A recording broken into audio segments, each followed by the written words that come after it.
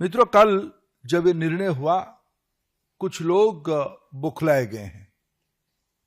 कहते हैं सरकार उनकी है, सिस्टम हमारी है।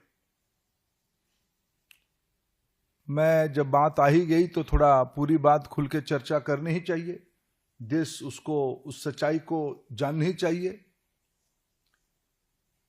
51 में सरकार किसकी थी, सिस्टम किसकी थी? 31 में 1931 में आखिरी जातिगत जनगणना हुई थी। 41 में देश आजाद नहीं हुआ था, उस हुकूमत ने उसको नहीं किया। लेकिन 51 में सिस्टम और सरकार किसके हाथ में थी? स्वर्गीय पंडित जवाहरलाल नेहरू जी ने कि मत यह जग जाहिर था।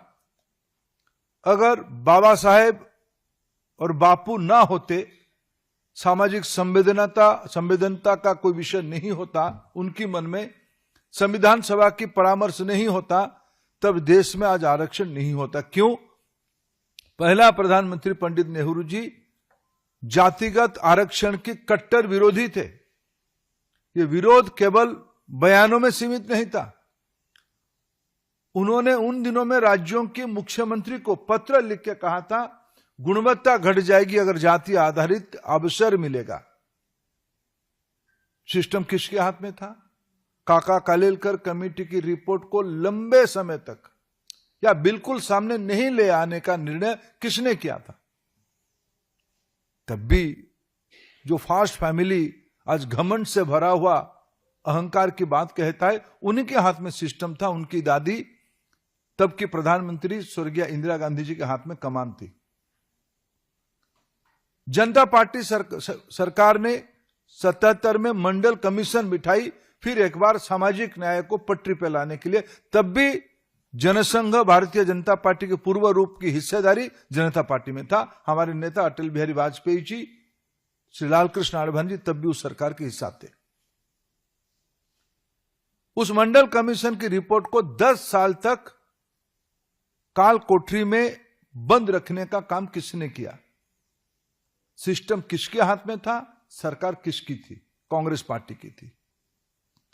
जब बीपी सिंह जी के नेतृत्व की सरकार मंडल कमीशन को लागू किया, तब भी भारतीय जनता पार्टी उस सरकार की समर्थक रही। हमारी समर्थन से वो सरकार बनी थी, हमारी सुझाव से मंडल कमीशन लागू हुआ। और ये देश भूला नहीं है। मैं आप सभी को अनुरोध करूंगा, आप सभी के आर्काइव्स में जाके एक बार देख ले। उस समय की प्रधानमंत्री श्री राजीव गांधी जी की, पूर्व प्रधानमंत्री नेता प्रतिपक्ष श्री राजीव गांधी जी की क्या बयान था। लंबे समय पानी पी पी के उन्होंने ओबीसी रिजर्वेशन के खिलाफ भाषण दिए हैं। सिस्टम किसके हाथ में था तब? प्रधानमंत्री नरेंद्र मोदी एक सामान्य वंचित परिवार से, पिछड़े परिवार से आते हैं। कांग्रेस पार्टी की ऊपर से नीचे तक इतनी कुंठा है उनके नेतृत्व के प्रति, यानी देश की जनता ने उनको 3 बार जिताने के उपरांत, आशीर्वाद करने के उपरांत क्या शब्द लगाया जाता है? ये पाखंड और घमंड की ही परिचय है। और उनके साथ उनकी हां में हां मिलाने के लिए कुछ लोग कहते हैं कि हमने भी सोचा था, हमने पानी पिलाएंगे आगे भी।